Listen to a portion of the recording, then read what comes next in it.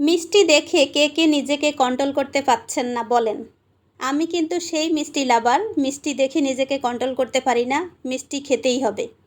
তাই আজকে একদম নিজ হাতে মজা করে মিষ্টি তৈরি করব। আর হচ্ছে দুপুরবেলায় রান্না করব সেই ইয়াম্মি চিকেন কারি। আজকে বাইরে আমার অনেকগুলো কাজ আছে, সবগুলো কাজ সেরে নিব। ভিডিওতে সবগুলো আপনাদের সঙ্গে শেয়ার করব। আশা করছি ভিডিওর প্রথম থেকে শেষ পর্যন্ত সঙ্গে পাবো। আসসালামু আলাইকুম।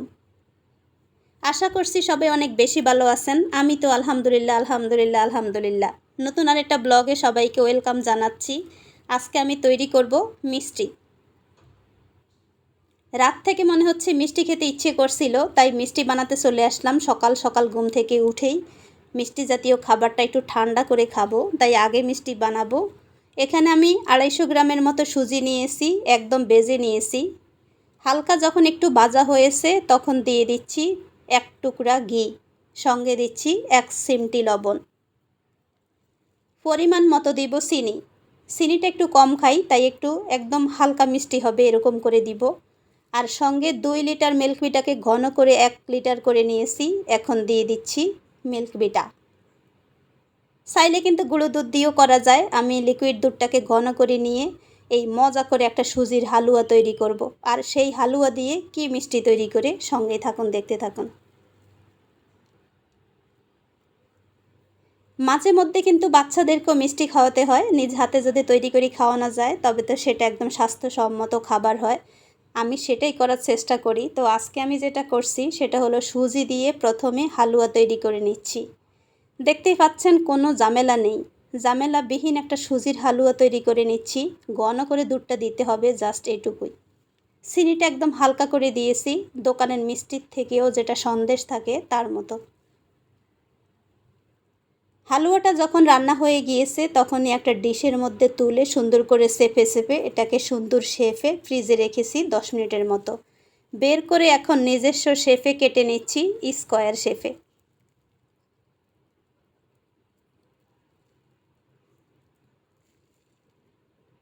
আমরা কিন্তু সব সময় চিন্তা করি বাসায় এটা নাই, সেটা নাই, ওটা নাই, কি করব না করব। আমি মনে করি যেটা আছে সেটা দিয়ে সুস্বাদু একটা খাবার তৈরি করলেই হয়ে গেল। দেখতেই পেয়েছেন মজা করে আমি হালুয়াটাকে কেটে সুন্দর করে একদম বরফি আকারে করে নিয়েছি। একটু বাদাম দিয়ে গার্নিশ করে নিয়েছি। এখন হচ্ছে সুন্দর করে পিস তুলে নিব। নর্মাল একটা সুজি দিয়ে কিন্তু এত মজার একটা হালুয়া মিষ্টি তৈরি করে ফেলেছি। দেখেই কিন্তু ইয়াম্মি লেগেছে, খেতে তো অসাধারণ হয়েছে। বাসার সবাই একদম খুশি হয়ে গিয়েছে এত সুন্দর সকাল সকাল মিষ্টি জাতীয় খাবার দেখে। আপনারা চাইলে কিন্তু এরকম করে বানিয়ে নিতে পারেন। আমি কিন্তু আজকেও মজা করে খাচ্ছি। নাস্তা খাওয়া শেষে আমি এখন বেরিয়ে যাচ্ছি। মেয়ের কলেজে ভর্তি হচ্ছে 15 তারিখ থেকে। আমি 15 তারিখেই ভর্তি করব, তাই আজকে এখন যাব ব্যাংকে টাকা জমা দিব। আগে প্রথমে স্কুলে গিয়ে স্কুল থেকে টোকেন কালেকশন করব, টিকিট কালেকশন বলতে পারি। এটা হচ্ছে একটা আমার কিছু টাকা ব্যাংকে জমা দিতে হবে, সেটা জমা দিয়ে ব্যাংক থেকে আরেকটা টিকিট এনে আমি দিতে হবে স্কুলে জমা। তারপর আমাকে মার্কশিট আর হচ্ছে প্রশংসাপত্র। এই সেই ভবন, যেই ভবনে দীর্ঘ বছর মেয়ে পড়াশোনা করে গেছেন। খুব মন খারাপ হচ্ছিল দেখে। এই ভবনে আর ঢোকা হবে না কখনোই। স্কুলের সমস্ত কাজ শেষ করে বাসায় চলে আসলাম। বাসায় এসে সুন্দর করে সেই মুরগি ভিজিয়ে রেখে গিয়েছিলাম, এসে এখন ধুমধাম করে কেটে নিয়েছি। সঙ্গে এখন বেসিক মশলা উপকরণ দিয়ে ভালো করে মেখে এটাকে রান্না করব। আজকে চিকেন কারি তৈরি করব আলু দিয়ে। যেহেতু আমি সারাদিন অনেক বেশি ব্যস্ত ছিলাম, তো ব্যস্ততার কারণে অনেক কিছু রান্না করতে পারবো না। একেবারে এক আইটেম মজা করে রান্না করে দিব, বাচ্চারা সবাই মিলে খেয়ে নেবে। বেসিক মশলা আদা রসুন পেস্ট, হলুদ পাউডার, মরিচ পাউডার, স্বাদমতো লবণ, জিরা পাউডার, গরম মশলা পাউডার, ধনিয়া পাউডার আর হচ্ছে কিছু পেঁয়াজ কেটে সুন্দর করে হাত দিয়ে মেখে নিচ্ছি।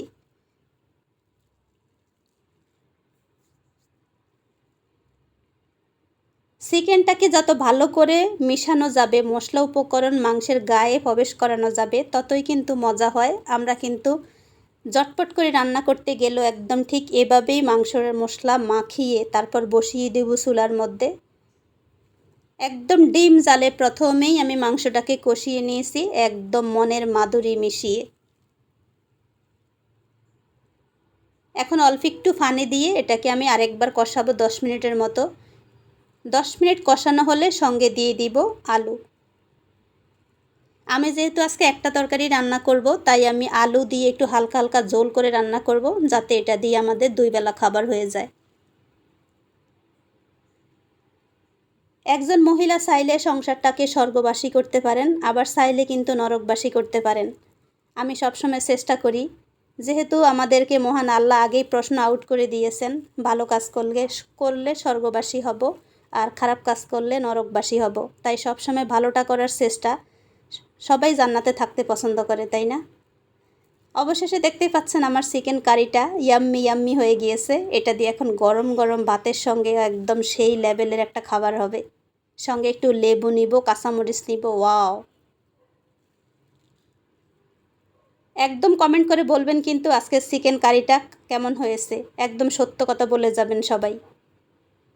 এখন হচ্ছে খাবার দাবার অনেক বেশি টায়ার্ড, খাবার দাবার করব। আজকে এই পর্যন্তই। সবাই অনেক বেশি ভালো থাকেন।